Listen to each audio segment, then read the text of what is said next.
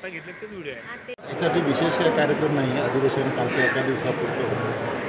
27, 28 आणि 29 या 3 दिवसाच्या कालावधीमध्ये प्रदर्शन 3 दिवस होतं आणि महाअधिवेशन फक्त एकच दिवस आपण ठेवलं होतं। याच प्रदर्शनामध्ये आजसुद्धा रविवार असून लोकांची बऱ्यापैकी उपस्थिती दिसते आणि स्टॉलधारक सगळे एकदम खुश आहेत, कारण काल जवळजवळ स्टॉलधारक असे सांगत आहेत की या याच्यामध्ये 10 ते 12,000 लोकांनी कालच्या दिवसभरात भेट दिली।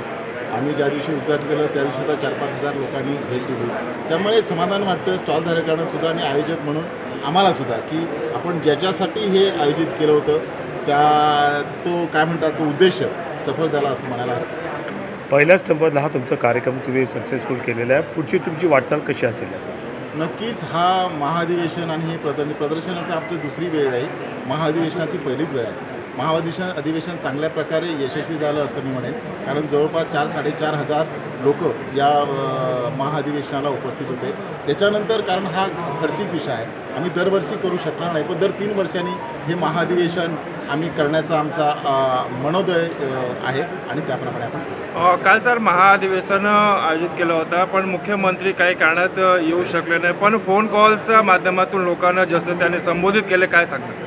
नक्कीच याचं आम्हाला समाधान आहे की राष्ट्रीय माननीय माजी पंतप्रधान मनमोहन सिंगजी यांच्या निधनामुळे राजकीय दुखवटा आहे 7 दिवसाचा आणि त्यामुळे माननीय मुख्यमंत्री येऊ शकले नाही, पण आम्हाला आनंद झाला आणि समाधान वाटलं। आमच्याबरोबर सर्व या महाअधिवेशनात ज्या सहभागी झाले होते गृहनिर्माण संस्थांचे पदाधिकारी त्यांनासुद्धा समाधान वाटलं की फोनद्वारे माननीय मुख्यमंत्री महोदयांनी व्यस्त शेड्यूलमध्ये असतानासुद्धा वेळ दिला आणि आमच्या सगळ्या या अधिवेशनामध्ये सहभागी झालेल्या सोसायट्यांना मार्गदर्शन केलं। आणि सगळ्यात महत्त्वाचं या अधिवेशनामध्ये जे मुद्दे आपण उचललेले आहेत की जे मुद्दे आवश्यक आहेत, त्यामध्ये पुनर्विकास असो की हाऊसिंग सोसायटीचे कायद्याच्या संदर्भात असो, हे सगळे विषय ते मार्गी लावतील आणि त्यासाठी पुढच्या काही दिवसात मंत्री आपल्या सचिव स्तरावर बैठक घेऊन हे निर्णय आपण मार्गी लावू असं त्यांनी आश्वासन दिलेलं आहे आणि ते करतील यावर आमचा विश्वास आहे।